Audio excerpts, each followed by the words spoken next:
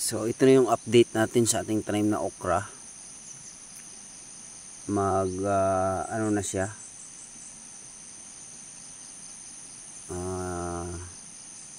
almost 2 weeks na mula ng ating, or 2 weeks na yata yon, kalimutan ko na. So ito yung direct seeding natin at medyo malaki, malago na ang kanyang dahon, kaya lang masyadong masinsin ang ating pagkatanim, masyadong malapit. Gayon pa man, tingnan natin kung makapagbunga ba siya sa kabila ng kaniyang kasinsinan. Sinubukan kong bunutin ang iba at inilipat tanim ko, kaya lang namatay. Kaya itong bandang dito hindi na natin galawin. Titingnan na lang natin kung magbunga ba siya kahit medyo masinsin ang ating pagkakatanim. So mas maganda talaga pag direct seeding ang okra, guys. Mabilis at talagang mabilis siyang lumaki. Di katulad ng idinaan natin sa seedlings, na stress pa siya at hanggang ngayon nasa stage of recovery pa rin, kahit na medyo nauna ng isang araw ang ating seedlings. Tingnan natin. Ito yung dumaan sa seedlings, maliliit pa. Yan, kung napapansin nyo, payat ang kanyang katawan dahil nga hindi masyadong naarawan sa masyadong seeded ang ating pinagpunlaan, kaya yan ang nagiging resulta. Gayon pa man, dahil naabunuhan na natin to, hahabol to, pero medyo delay ng ilang araw dahil nasa recovery pa siya. So yan, guys, abang-abangan nyo ang ating mga update sa ating tanim na okra na ini-intercrop natin sa ating tanim na papaya. At kung napapansin nyo, maganda na rin ang pagbulas ng ating papaya. Itinanim natin May 9 at ngayon June 3. Ayan na ang resulta ng ating tanim na papaya sa loob ng mga ilang araw. So kaya lang may ilang puno na medyo inatake ng insekto, kaya naninilaw. Kaya anuhin natin yan, gagawa tayo ng solusyon kung ano ang magagawa natin sa ating tanim na papaya.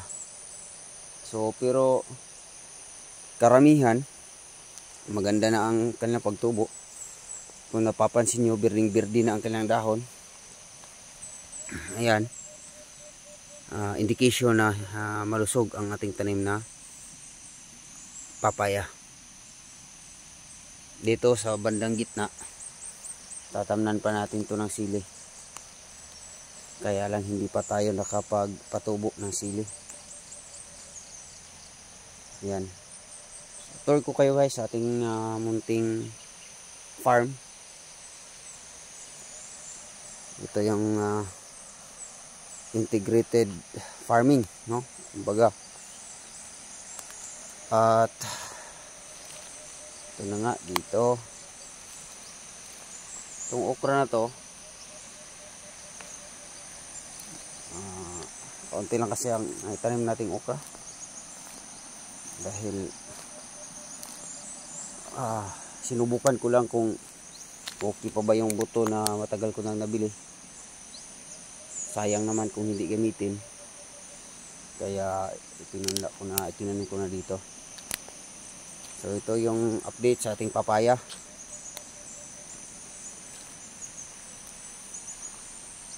Malusog na, at ngunit kailangan nating habulan ng insecticide dahil may ilang puno na inatake ng insekto.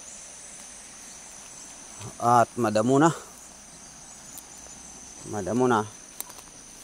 Medyo mayroon ng mga damo na tumubo ito. Ang klaseng baging to. Kailangan natin itong bunutin.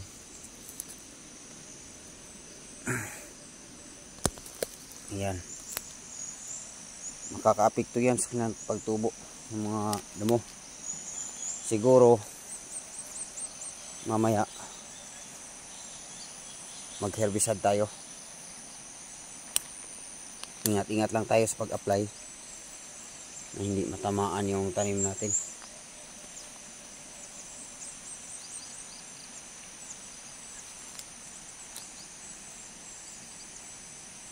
Doon papakita ko sa inyo ang tanim nating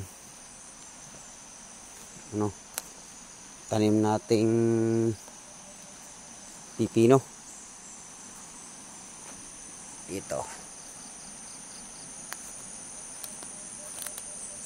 Tingnan natin kung maayos na ba ang kanyang pagbulas.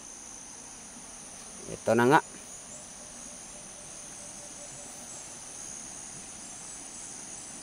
Halos nauna lang ang una nating pinunla yung okra. Ito'y una pala. Pagkatapos ng papaya, ito kaagad ang ating sinunod. Ayan, maayos na ang kanyang pagbulas. Maganda na ang kanyang dahon. Siguro next week makikita na natin ang mga mangilan-ilang bulaklak. Ayan, mayroon ng mga insekto na nanginginain.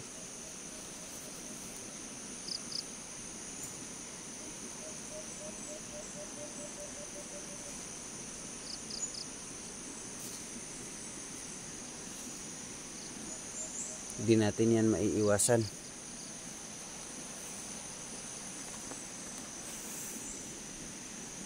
Kailangan nating isprehan to ng pamatay insekto kahit mahinang klase lang.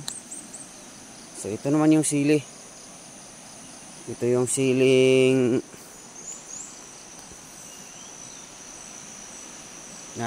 green dynamite.